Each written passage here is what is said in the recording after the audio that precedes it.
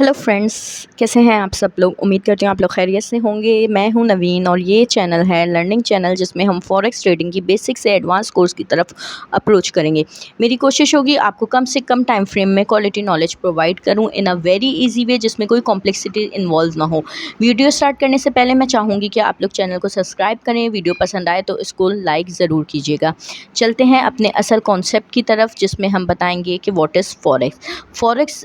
Forex जिसको हम FX market भी कहते हैं, ये एक ग्लोबल मार्केट प्लेस है for exchange of national currencies.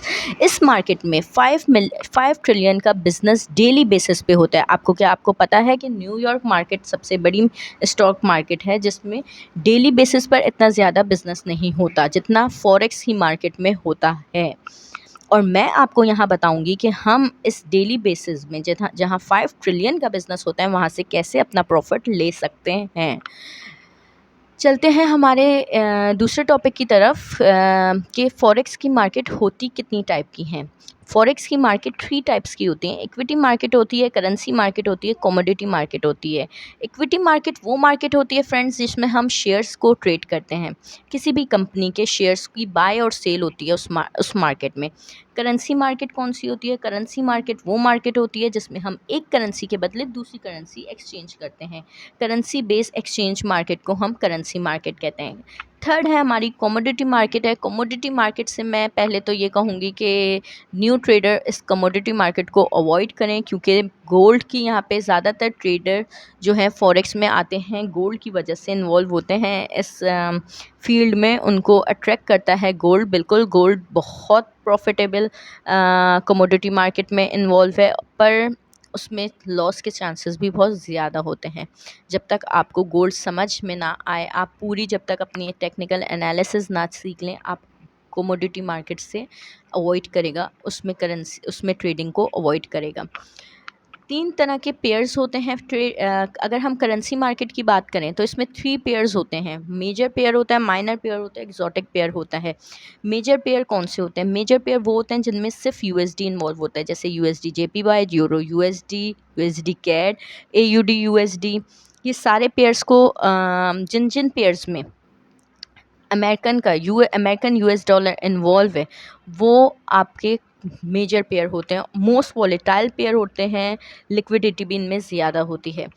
Minor pair कौन से होते हैं? माइनर पेयर वो होते हैं जो बाकी करेंसी आपस में ट्रेड करती हैं, GBP JPY, GBP euro CAD, GBP CAD, euro AUD, ये सारे माइनर पेयर्स में आएंगे। और एग्जॉटिक पेयर वो होते हैं जो रेयरली ट्रेड होते हैं या ना होने के बराबर ट्रेड होते हैं। इसलिए क्योंकि ना होने के बराबर होते हैं क्योंकि इनकी करेंसीज की इतनी वर्थ नहीं होती।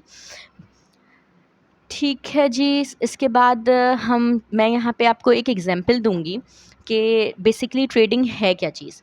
अगर मैं यहाँ पे यूरो यूएसडी की बात करूँ तो यूरो यूएसडी में यूरो जो होगी, यूरो पहले लिखेंगे, यूएसडी स्लैश डाल के यूएसडी होता है। यूरो जो होती है हमारी बेस करेंसी होती है, इसको हम कहते हैं बेस करेंसी। और यूएसडी को हम कहते हैं कोट करेंसी, यानी हम 1 यूरो दे के कितने यूएसडी ख़रीदेंगे, ये कॉन्सेप्ट होता है। इसी तरह हम अगर यूएसडी कैट की बात करेंगे तो 1 यूएसडी डॉलर देके हम कितने कैट ख़रीदेंगे, कैनेडियन डॉलर ख़रीदेंगे, उसको हम इस तरीके से हम इसको कंसीडर करेंगे। उसके बाद फ्रेंड्स यहाँ पे हम सबसे इम्पॉर्टेंट टॉपिक को डिस्कस करेंगे, जो कि फॉरेक्स ट्रेडिंग का बहुत ही ज़्यादा इम्पॉर्टेंट टॉपिक होता है, वो है ब्रोकर सिलेक्शन। ब्रोकर सिलेक्शन ही, एक ब्रोकर ही आपको प्रॉफिटेबल बना सकता है, चाहे आपके पास 100% ही विन विन स्ट्रेटजी क्यों ना हो।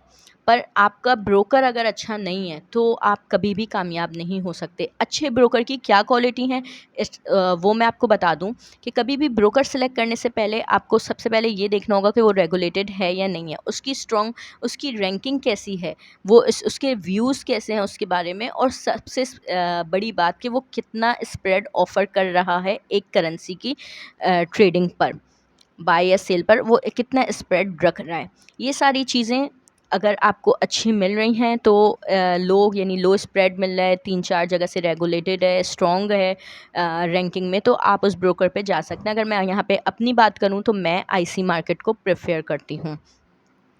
आप अपने ब्रोकर की सिलेक्शन ख़ुद कर सकते हैं और आप करेंगे ट्रस्ट पायलट से करके आप चेक कर सकते हैं। और भी बहुत सी वेबसाइट्स हैं जहाँ से आप चेक करके देख सकते हैं। उस पे मैं आपको पर्सनली इस पे एक वीडियो बनाऊंगी और उसमें आपको बताऊंगी कि ब्रोकर की हम कैसे सिलेक्शन को चेक करते हैं, सिलेक्ट करने से पहले उसकी चीज़ों को कैसे चेक करते हैं। जी तो फ्रेंड, अब जो हमारा टॉपिक है वो है ट्रेंड्स।